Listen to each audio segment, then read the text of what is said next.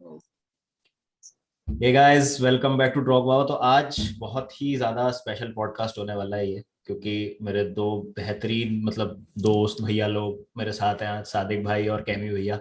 और thanks to मोहक जिन्होंने मेरे को इनसे इंट्रोड्यूस कराया। तो सबसे पहले तो मोहक, थैंक यू सो मच कि आपकी वजह से कैमी भैया और सादिक भाई से मिला।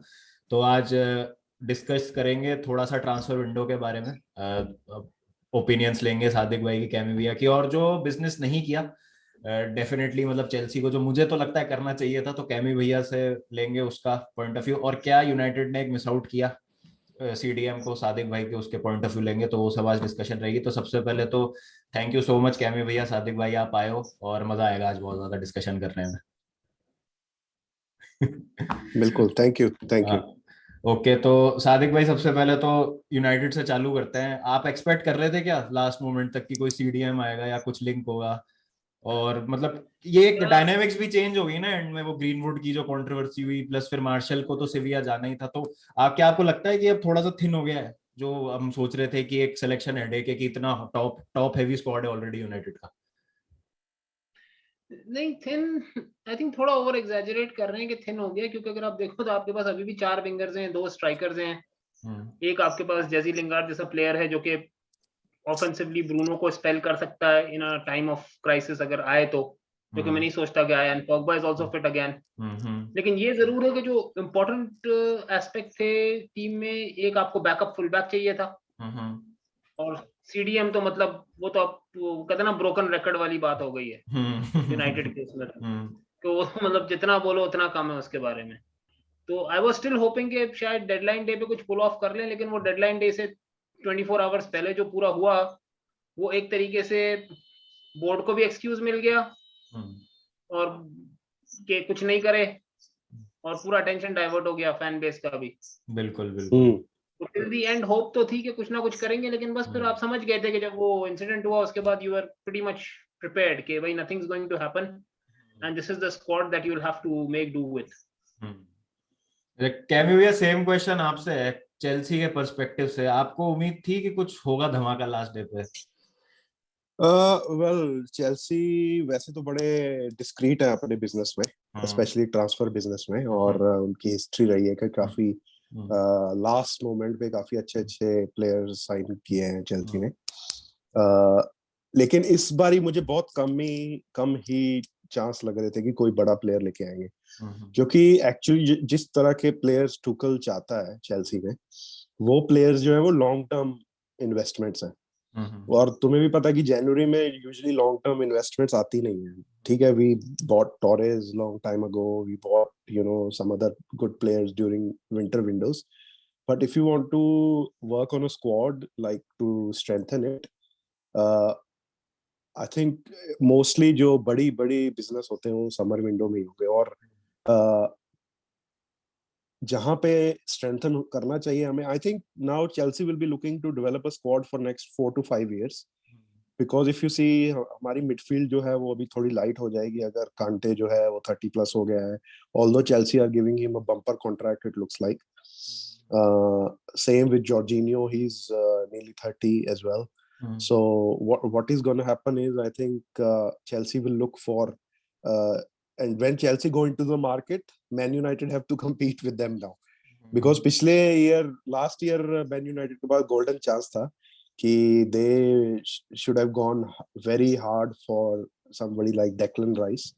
But अब लग रहा है कि Chelsea, because they are looking into for next 5 to 6 years, they will go hard in market for a central midfielder. Either it will be what's his name, Tchouameni, नहीं, चुआमेनी, चुआमेनी है, और या फिर राइस, इन दोनों में competition होगा। और most probably हो सकता है कि Chelsea will invest big into Rice, because Rice wants to come to Chelsea, it's his boyhood club. ठीक है, वो अभी भी अपने पॉडकास्ट जो इंटरव्यू था गैरी नेवल के साथ, उसमें बोल रहा था how he love John Terry, he was a season ticket holder as well. तो ऑब्वियसली वो एक चेल्सी का पुल है। ठीक है, and with the trophies coming in at Chelsea, it would rather be Chelsea or City rather than United अगर वो rice, क्योंकि if he wants to win big trophies, these are the two big clubs right now who are winning big trophies.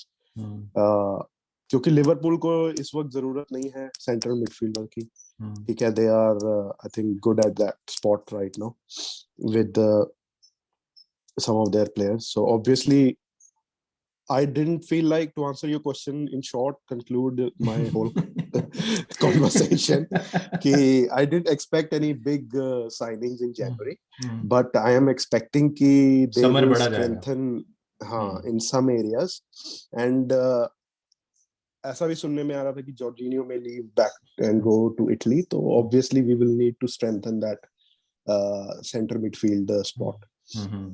बिल्कुल बिल्कुल for us. Yes. Sadiq भाई, your winners of the transfer window Newcastle? यार नहीं, Newcastle तो एक obvious है, they spend that much, but then again मैं कल गुरुजी का भी सुन रहा था उस पे पॉडकास्ट पे, तो मैं पहले ये सोच रहा कि न्यूकासल ने इतना स्पेंड किया है, but we have not seen that team play together yet. और एक विंटर विंडो में आप 5 प्लेयर्स ले आओ, सडनली आधी टीम आप चेंज कर दो, और आप हो भी एक रेलेगेशन फाइट में, और जो वो प्लेयर्स जो उन्होंने लाए हैं उसमें आप देख लो कौन है। मैट टारगेट को है थोड़ा बहुत एक्सपीरियंस रेलेगेशन फाइट का, क्रिस वुड को है, लेकिन क्रिस वुड उनका प्राइमरी स्टार्टर होने नहीं वाला। कैलम विल्सन अभी आ जाएगा by the end of the month back, and pretty sure Callum Wilson is the one who is going to start. बाकी दे गॉट ब्रूनो गिमारेश, जो कि लियोन में हमेशा mid table to upper mid table team के साथ खेला है। आपका अपना ये किरन ट्रिपियर स्पर्स और एथलेटिको मैड्रिड अपर टेबल टीम के साथ खेला है। तो मोस्ट ऑफ द साइनिंग्स जो इंपॉर्टेंट साइनिंग्स हैं वो अपर टेबल की रही हैं। तो ये 1-2 मैच के बाद ही हम कह सकते हैं कि न्यूकासल ने जो on paper, yes on paper what they have shown, intent के पूरे नंबर हैं, जैसा आप लोग कहते हैं इंटेंट के पूरे नंबर हैं। और ये इंटेंट अभी की नहीं दिखाई है, ये उन्होंने समर की दिखाई है। हम चेल्सी यूनाइटेड सोच रहे हैं कि हम आपस में compete करेंगे, अगर ये रह गए, इफ दे सर्वाइव, ये मार्केट बर्बाद कर देंगे। हाँ सही बात है। ये मार्केट इतना एग्जॉर्बिटेंटली एलिवेट कर देंगे, सिर्फ प्राइसेस के लिए नहीं, सिर्फ ट्रांसफर प्राइसेस के लिए नहीं, वेज डिमांड्स के लिए भी। वेज मतलब चेल्सी के, ठीक है, चेल्सी हो गई, सिटी हो गई, के टीम ट्रांसफर प्राइस में चलो compete कर लेंगे न्यूकासल से। ये फंसेंगे किधर? ये फंसेंगे आके उस पे, क्या कहते हैं, जब आपकी वेज डिमांड्स आएंगी प्लेयर्स की, क्योंकि ये 300 के तो यूं फेंक देंगे सामने।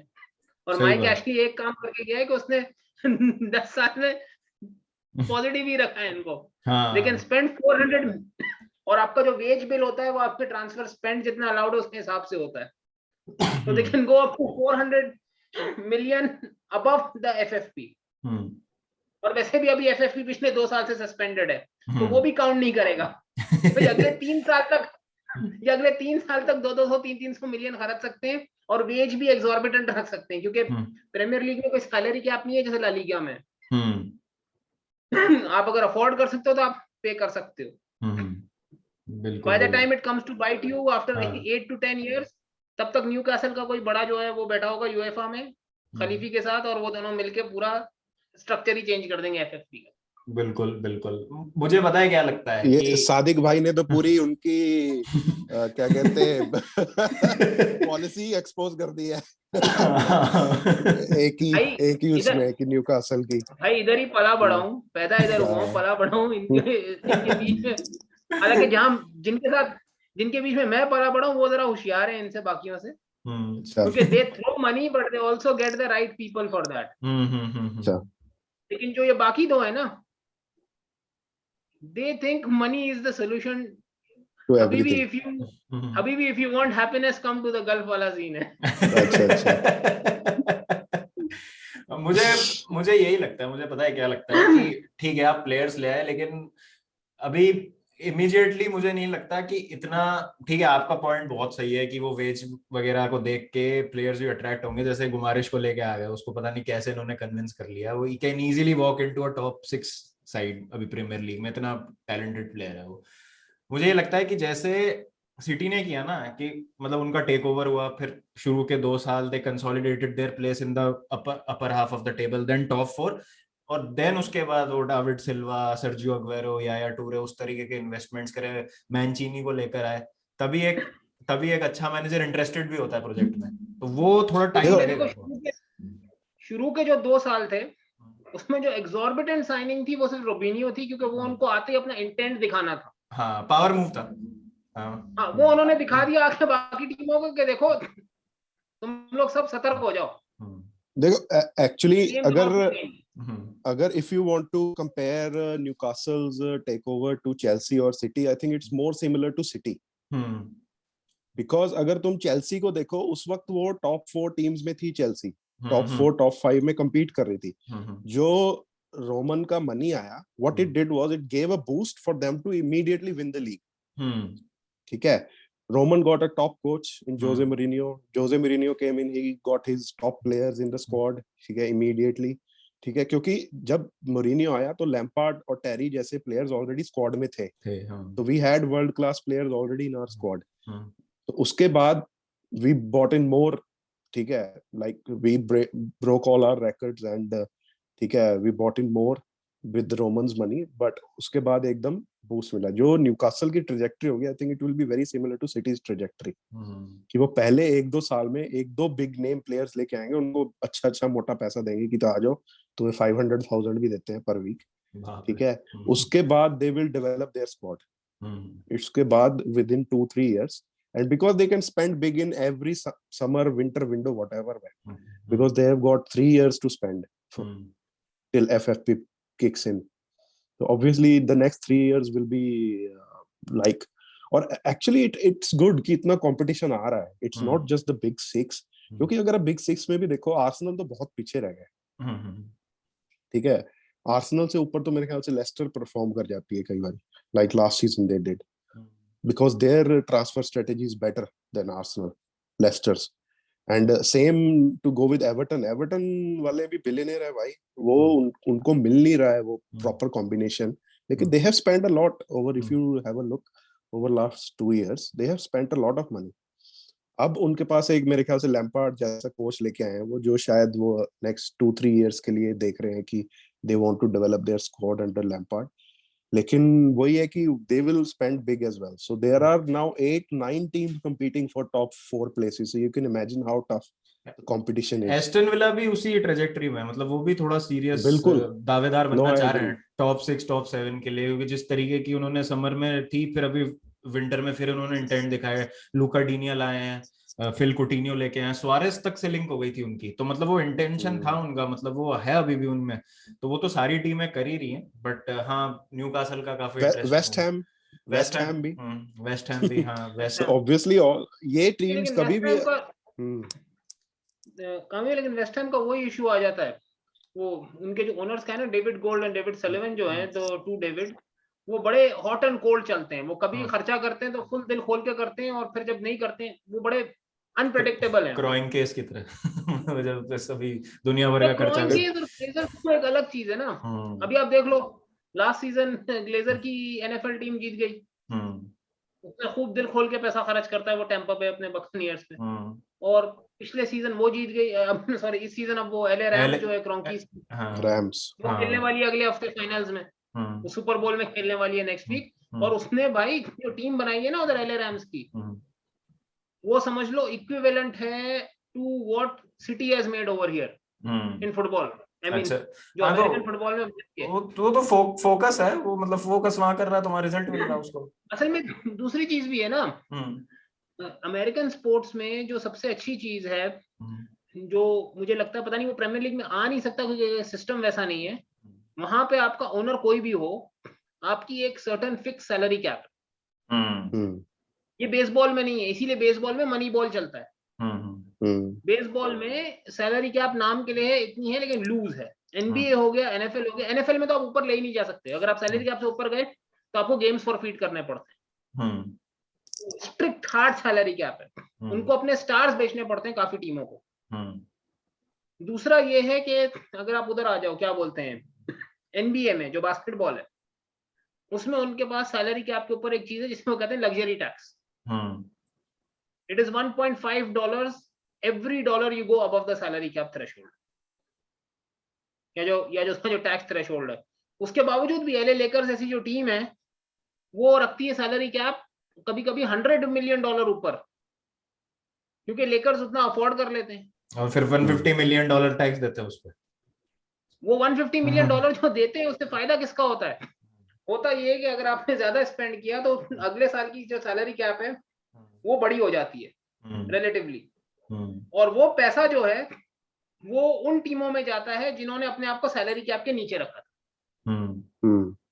जो स्मॉल मार्केट टीम्स है उनके पास कैश का इन्फ्लक्स आता है, तो 2-3 सीजन्स के लिए वो भी फिर अपना स्पेंड बढ़ा के सैलरी कैप के ऊपर जा सकते हैं। एंड इफ दे विन, जैसे लास्ट ईयर जो टीम थी मिलवॉकी बक्स, उनके पास जो एक ग्रीक प्लेयर है अंटेटोकुम्पो, वो बंदा उसने नहीं छोड़ी अपनी टीम। हालांकि वो सुपरस्टार प्लेयर्स क्या करते हैं उधर, स्मॉल टाउन से बिग टाउन चले जाते हैं, यानी कि न्यूयॉर्क चले जाएंगे, एलए चले जाएंगे, शिकागो चले जाएंगे, कोई भी बड़ी सिटी चले जाएंगे, बिकॉज दो cities can give them the advance, मतलब पूरा उनको एक वो एवेन्यू मिल जाता है ना मार्केटिंग के लिए, अपने ब्रांड के लिए। लेकिन अब ये नहीं हो रहा, वो स्मॉल मार्केट टीम्स उनको फिर अफोर्ड कर पा रही है। तो वो जब तक प्रीमियर लीग में कोई सैलरी कैप लाइक स्ट्रक्चर नहीं आएगा ना, आपके पास एफएफपी जो है वो बड़ा लूला लंगड़ा सा है। आपके पास जो एक कैप कैलकुलेट करते हो, कितना खर्चा किया, वो किया, वो हर साल आप उसको किसी ना किसी लूप होल से चेंज कर देते हो। वहां पे नहीं है, वहां पे स्ट्रेट है कि भाई इतना आपके पास समझो 100 मिलियन का कैप है, आपकी पूरी टीम की सैलरी 100 मिलियन में आनी चाहिए आपके प्लेयर्स की।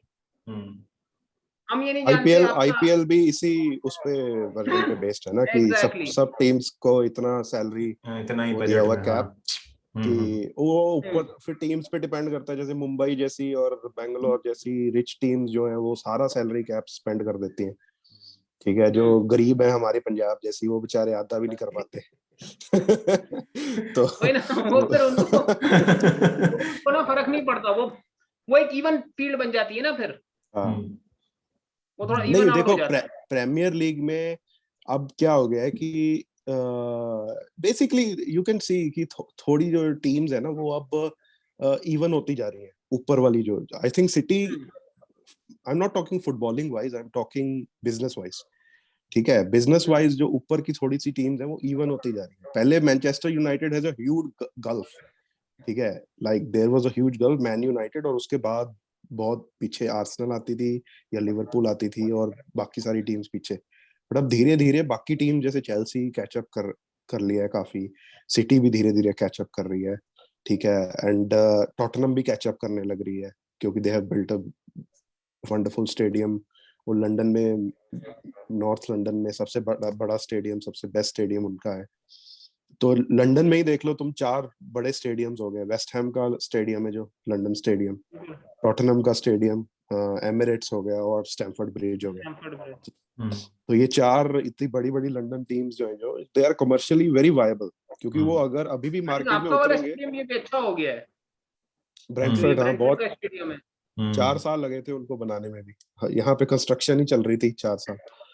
तो हाँ, लेकिन they were trying to get into Premier League for last 2-3 years and they played very well in the championship.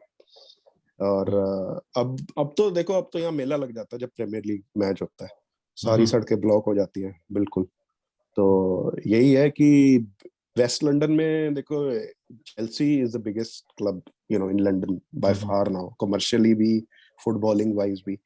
लेकिन ये जो 4 क्लब्स हैं, I think they make London the biggest, you can say, the footballing city in UK in terms of commercially भी देख लो, footballing के लिए भी देख लो। और उसके बाद आ जाती है मैनचेस्टर में सिटी और यूनाइटेड है, ठीक है। The thing is, I think United पहले वाज, वो कहते हैं ना, धुरी था फुटबॉल की, like it was the crux of football in UK. Yes, अब चेंज हो गया थोड़ा, अब चेंज हो गया, ठीक है, अब थोड़ा फैल गया है।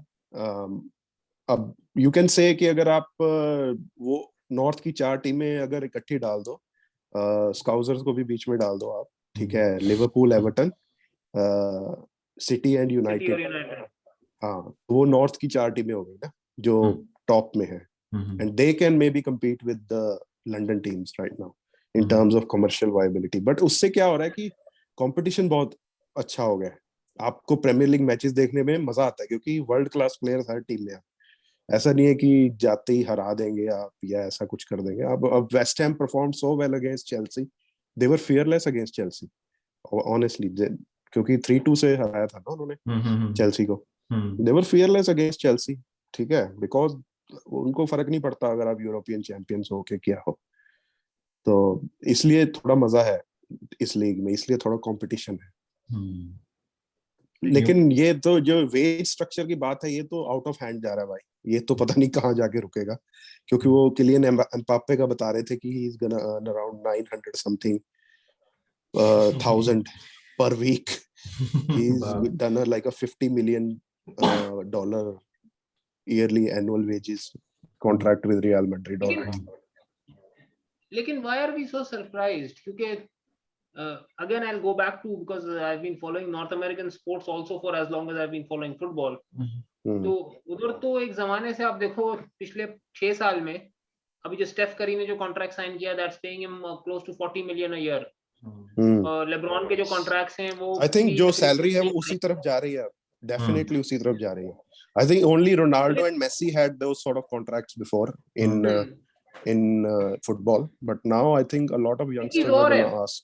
एक चीज और है जो NBA के स्ट्रक्चर की अच्छी है ना, जो उसकी नहीं है, क्या कहते हैं, NFL में नहीं है. NFL में again you can go and demand as much as you want, जो अमेरिकन फुटबॉल है. NBA में जो एक चीज स्पोर्ट को बड़ा बैलेंस रखती है वो ये है कि उनका सैलरी कैप स्ट्रक्चर ऐसा है कि जो एलीट प्लेयर्स हैं उनको इंसेंटिव भी है अपने क्लब में रहने का. वो ऐसे कि उधर there is a thing known as a max contract, ठीक है. अब फॉर एग्जांपल जैसे आप लोगों के पास, चेल्सी के पास है मेसन माउंट, आपका अपना बच्चा है, आप लोग उसको लेके आए हो शुरू से, अब वो बन गया स्टार. अब उसकी सैलरी का एक लेवल है उसके इयर्स ऑफ एक्सपीरियंस के हिसाब से. If he's a 5-year experienced player in your club and overall career experience उसका इतना है, तो दोनों चीजों को लिया जाता है इन कंसिडरेशन. और उसकी मैक्स सैलरी पे एक कैप है कि आपने अगर कैप लगा दी है तो आपकी मैक्स सैलरी है इतनी, आप ले सकते हो एज अ मैक्स. फिर आप मेसन माउंट हो या आप फिर क्रिस्टियानो रोनाल्डो हो या आप फिर लियोनेल मेसी हो, अगर आपके इयर्स उतने हैं तो आप उतना ही कमा सकते हो, वो आपका मैक्स है if you are eligible for that. उसमें फिर उन्होंने एक चीज ऐड की which is known as a super max. वो सिर्फ अलाउड है जिस टीम ने उस प्लेयर को लाई, क्योंकि उधर क्या सीन है, उधर ड्राफ्ट होता है ना हर साल. कॉलेज, उधर college sports is a big industry. पूरा ESPN का एक चैनल है ESPN U करके, जो सिर्फ यूनिवर्सिटी और कॉलेज के गेम्स दिखाता है. सुपरस्टार हो जाते हैं उनके प्लेयर 17-18 साल में.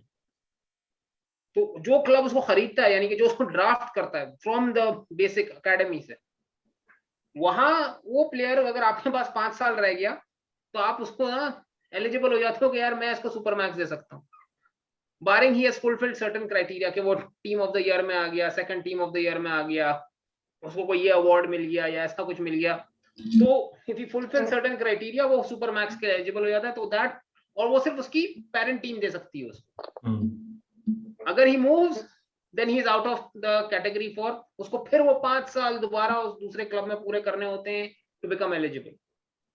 ये तो फुटबॉल में नहीं आ सकता, ये मतलब इतना ऑर्गेनाइज्ड बहुत मुश्किल है. हाँ, क्योंकि वहां पे एक ही लीग, एक ही गवर्निंग अथॉरिटी है ना. यहाँ तो अलग अलग लीग पे आप सेम सैंक्शन कैसे लगाओगे, वो वाली बात हो जाती है यहाँ पर.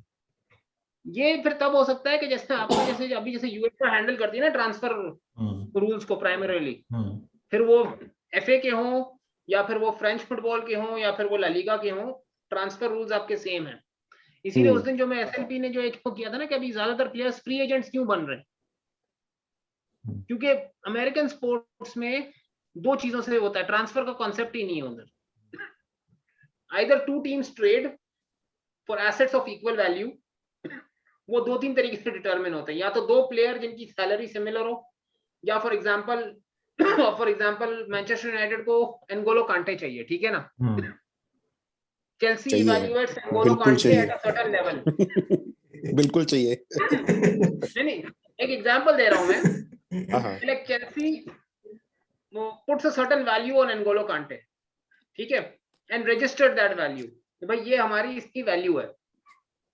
नाउ टू गेट, एंड उधर क्या होता है, सैलरी पे होता है कि इसकी इतनी सैलरी है तो आप सैलरीज मैच करो, या फिर आप ड्राफ्ट पिक्स दे दो, यानी अपना अभी के लिए आप अपना फ्यूचर मॉर्गेज कर दो कि भाई फ्यूचर में आपके पास जो ड्राफ्ट पिक्स हैं कि भाई अगर मेरी टीम खराब हो गई तो मुझे अपर ड्राफ्ट पिक्स मिलती है, तो मैं अच्छा यंग टैलेंट एकेडमी से निकाल लूं, तो आप उसकी वैल्यू दे दो, उस वैल्यू को अगर आप मैच कर दो 3 प्लेयर से, 4 प्लेयर से, 6 प्लेयर से, और अगर वो समझ में आ जाए सामने वाली टीम को कि भाई क्या ये फीजेबल है मूव के नहीं, तो इसीलिए ज्यादातर प्लेयर्स जो है अभी फ्री एजेंसी की तरफ जा रहे हैं, क्योंकि वहां उनके पास एक इंडिपेंडेंस हो जाती है। हु डू वी सेलेक्ट, भाई क्लब के लिए भी अच्छा है, जो आप 80 मिलियन दे रहे हो उससे ज्यादा आप 20 मिलियन एक lump sum signing on bonus player को दे दो। तो क्लब्स के लिए बहुत अच्छा है, लेकिन ये प्लेयर्स के लिए बहुत ही ज्यादा अच्छा है, बिकॉज उनको फ्री विल मिल जाता है कि नहीं तो अब अगर आप लगाओ कि कोई अगर प्लेयर खरीद रहा है तो प्लेयर इज स्टक कि उसी क्लब में जाके खेलना पड़ेगा, क्योंकि वो उसकी वैल्यूएशन के जितना पैसा दे पा रहा है। ठीक है, अपनी चॉइस थोड़ी मारनी पड़ती है, और उसके बाद जो पर्सनल टर्म्स है उनमें भी थोड़ा वो खाना पड़ता है उनको कि भाई वही क्लब मेरे पैसा दे पा रहा है, आई एम स्टक एट से यूनाइटेड, लाइक पॉग्बा हो गया, ठीक है, तो कोई और क्लब आ नहीं रहा खरीदने, ठीक है, तो अब क्या करे, उसको वेज कट लेना पड़ेगा, ठीक है, जैसे अबामेयांग था, उसको वेज कट लेना पड़ा बारसा में जाने के लिए, ठीक है, क्योंकि और कोई क्लब आ ही नहीं रहा उसके लिए। बट फ्री ट्रांसफर में ये हो जाता है कि जो अप एंड कमिंग प्लेयर्स हैं, अगर वो फ्री ट्रांसफर पे जाते हैं, they can ask any amount of money, देखे, बिकॉज वेज कैप भी नहीं है कोई, ठीक है, कि इतने से ज्यादा वेजेस नहीं देनी। बट इसमें मेरे को ये लगता है कि एजेंट्स का क्या रोल है फिर, एजेंट्स तो ट्रांसफर क्या करवा रहे हैं फिर, कुछ वो तो कुछ करवा ही नहीं रहे, वो तो प्लेयर ही सेलेक्ट कर रहा है, तो एजेंट्स को इतना कमीशन फिर भी मिल रहा है। वही आई थिंक कि मतलब अभी क्लब की गरज हो गई है ना, मतलब क्लब 3-4 क्लब्स एक प्लेयर के पीछे हैं, तो फिर वो जो क्लब का जिस एजेंट के साथ बेटर टर्म है, आई थिंक वहां पे that thing comes into play. अगर मैं थोड़ा सा एजेंट को ल्योर कर लूं कमीशंस देके या थोड़ा सा उसको बोनसेस देके, जो अपनी हालैंड के साथ जैसे डील की बात चल रही थी, तो 40 मिलियन मांग रहा था रायोला, फिर उसका हालैंड का बाप 40 मिलियन मांग रहा था, फिर उसकी खुद का रिलीज क्लॉज 150 मिलियन का, तो साला वो फाइनेंशियल पैकेज उसका वेज मिला के अगर वो 35 गोल भी मारे एक सीजन तो भी अपने को नहीं पोसाए, ये तो इतना ज्यादा बन रहा था उसका, तो वो वहां पर दैट वो थिंग एक्सटॉर्शनेट था, वो तो बहुत एक्सटॉर्शनेट था, वो तो कोई मतलब ही नहीं था वो तो। I think it would have created more problems than it would have solved, अगर हम उस फाइनेंशियल पैकेज पे ले भी आते। नहीं वो तो it would have caused chaos basically in terms of wage structures at Chelsea, in terms of the team composition as well, because इतने पैसे पे अगर आप एक प्लेयर को लेके आते हो तो that will ring bell ना, कि भैया बाकी के सारे कहेंगे कि हम क्या कम मेहनत करते हैं क्या टीम में, कि हमें तुम लोग, क्योंकि चेल्सी की वेज स्ट्रक्चर बहुत स्ट्रिक्ट है। वो तुम लगा लो रूडिगर का नेगोशिएशन भी इसीलिए हो रहा है। 200,000 से ऊपर बहुत कम है लोग जो चेल्सी के वेजेस पे इस वक्त है, ठीक है, बाकी क्लब में है, जैसे यूनाइटेड में ही कितने लोग हैं जो 200,000 से ऊपर है, आर्सेनल में कितने लोग हैं जो 200,000 ले रहे हैं, ठीक है, लेकिन Chelsea is very strict in regards to wage structure, only their star players get over 200 या नियर 200। आई थिंक कांटे है, एक लुकाकू है, और हाँ कांटे और लुकाकू को दिया है, हाँ कांटे और लुकाकू ही है, आई थिंक हाँ बाकी हावर्ट्स वगैरह को भी 200 से नीचे ही है। सिर्फ एक ही शख्स है पूरे चेल्सी के इंफ्रास्ट्रक्चर में जो अगर मिलियन पाउंड वीक भी मांगे ना तो डिजर्व करता है, कांटे, मरीना दीदी वो तो भाई मतलब iron lady of modern football है भाई, she is a class apart भाई, नो नॉनसेंस नेगोशिएटर है वो, एक बार वो हुआ था वो, मतलब एक बहुत अच्छा वीडियो है टीफो पे, वो टीफो का तो देखा है मैंने, नो नॉनसेंस नेगोशिएटर्स और भी आए फुटबॉल में, but very few have been as successful as she is, मतलब वो पता नहीं वो केजीबी का कोई एजेंट है कि यहाँ लेके जाती है अपने वो कोई गैस तो करके आती है, वो स्पाइक कर देती है ड्रिंक्स जाते ही भाई पता नहीं वो मतलब एक वो चिलवेल की डील हुई थी पता है, वो मतलब लेस्टर 70 मिलियन कुछ मांग रही थी, वो 50 में लेके आ गई उसको उनको आज तक समझ नहीं आता कैसे किया, और बहुत बार किया। डिएगो कोस्टा को बेच दिया एटलेटिको को वापस से, मोराटा को बेच दिया महंगे में मोराटा को भी कर दिया, मतलब वो तो चीज गजब है। और इसलिए मतलब हम सोचते हैं ना कि लुकाकू अगर मान लो अभी भी नाटक चलते हैं तो कोई ज्यादा दिक्कत नहीं होगी उसको ऑफलोड करने में। 10-1 मिलियन का लॉस लगेगा, वो 80-85 में उसको कॉन्टे को चिपका देगी, मुझे पता है। अगर वो नहीं काम करेगा तो उसमें वो है वो वाली बात। बट हाँ, बट ऐसे डायरेक्टर्स ऑफ फुटबॉल नहीं है ज्यादा दुनिया में, और जिसकी वजह से United is a prime example, जिसकी वजह से स्ट्रगल करी है यूनाइटेड अभी पिछले 4-5 साल में ट्रांसफर पॉलिसीज वेज देना। ओके अरे कमिंग। भाई हमारे हाँ पास पोलर ऑपोजिट था, मरीना का पोलर ऑपोजिट देखना है ना आपको, यिन एंड यांग अगर देखना है ना आपको डायरेक्टर ऑफ फुटबॉल का, तो एक तरफ मरीना दीदी देखो, एक दफा हमारा वुडवर्ड देखो। चलो coming to the last part of this discussion, क्योंकि जूम ने बोल दिया है कि जल्दी खत्म कर लो, तो मैं आपसे पूछना चाहता हूँ पहले सादिक भाई यूनाइटेड का आपसे पूछूंगा, फिर कैमी भैया। अब सीजन बचा है जितना भी 3-4 महीने रहते हैं, टॉप 4 की रेस। चेल्सी चलो मैं कहूंगा नहीं है अभी टॉप 4 की रेस में, Chelsea are quite comfortable, consolidate करना चाहिए हमको यहाँ से थर्ड प्लेस को। यूनाइटेड और स्पर्स, क्या लगता है सादिक भाई अभी देख के, क्योंकि कुलुजेस्की आ गया है, बेंटनकूर आ गया है उधर।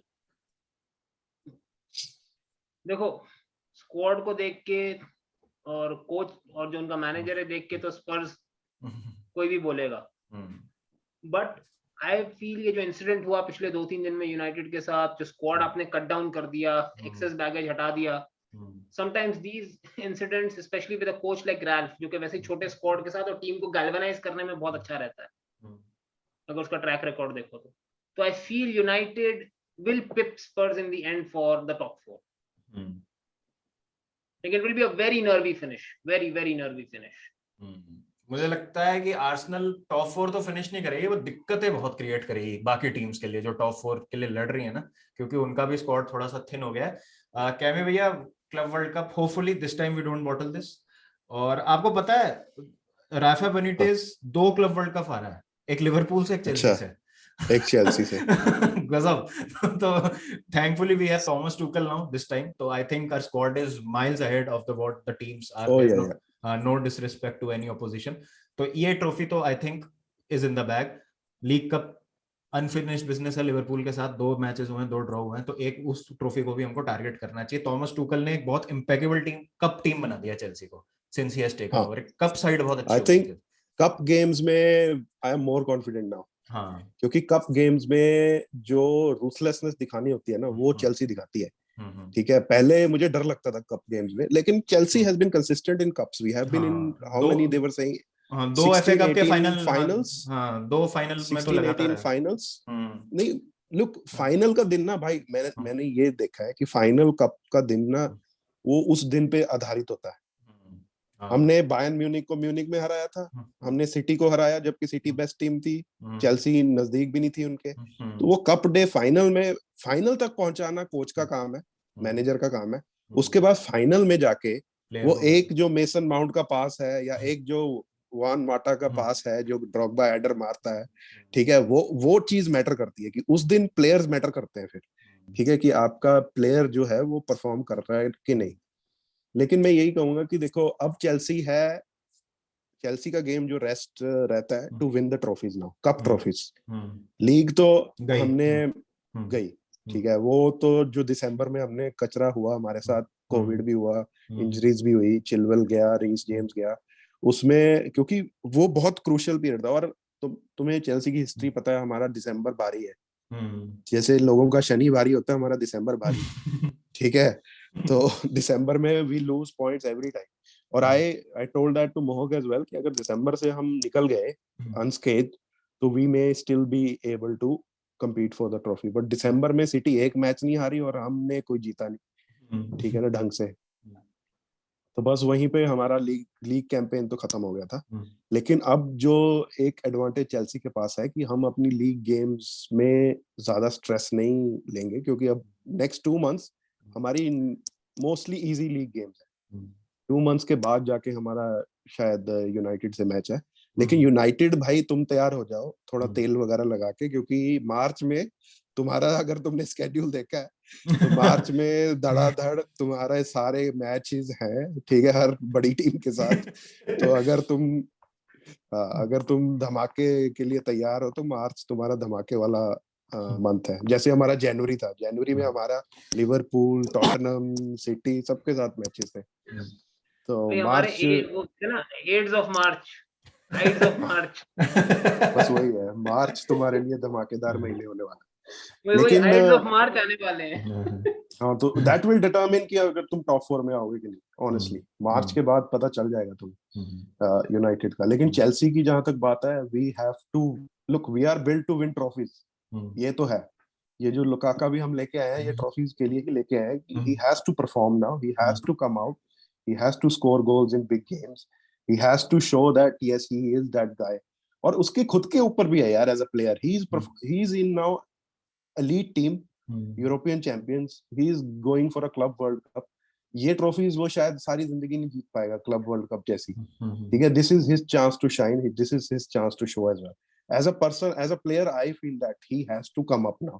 वो he can not hide anymore, क्योंकि अगर अब भी परफॉर्म नहीं कर पाया फिर तो क्या है, फिर तो he has shown in 2 elite teams, he went to United, वहां पे हक दिया, he's come to Chelsea, वो कह रहा है मेरा बॉयहुड क्लब है, ये है वो है। अगर यहाँ पे भी हक दिया तो मतलब फिर तो he is good for nothing. ठीक है, इंटर में 1 सीजन 2 सीजन उसने अच्छा दिया कॉन्टे के नीचे, but Conte is a manager who will set up that team to perform. ठीक है, it wasn't just Lukaku, he will set up team, he had Diego Costa at Chelsea, so he set up the Chelsea team। और Diego Costa ने लेनी देनी कर दी थी उस season सारी प्रीमियर लीग की, कोई पास भी नहीं था डिफेंडर उसके। ठीक है, तो Lukaku has to show his plight and कि what he's worth। ठीक है, जो स्पेंड किया है। बाकी यही है कि आई एम होपफुल कि we will win at least two trophies. ठीक है, लीग कप और एक और आई थिंक एफए कप या UCL, we have to go for it. UCL is very unpredictable but we have to go for it. ठीक है, तो बट आई एम होपिंग कि एटलीस्ट क्लब वर्ल्ड कप और league cup या FA cup में से 1-2 trophies तो हम जीतें। बिल्कुल बिल्कुल, मेरा भी यही मानना है। Champions league is quite unpredictable, draw थोड़ा सा मतलब थैंकफुली लिल ही मिली दोनों बार। सादिक भाई ने मुझे कहा था बिल्कुल सेकंड बार भी लिल ही मिलेगी तुमको, और वही हुआ था। वहां से रोमन के स्नाइपर्स बैठे थे शायद। तो लेट्स होप कि चेल्सी एंड सीजन होना है। Thank you so much Sadiq भाई, कैमी भैया, फॉर ज्वाइनिंग, और होपफुली ये सिलसिला आगे बढ़ता रहेगा। चलिए गाइस, मिलेंगे फिर नेक्स्ट वीडियो के साथ। जब तक ध्यान रख के take care and peace out, bye bye.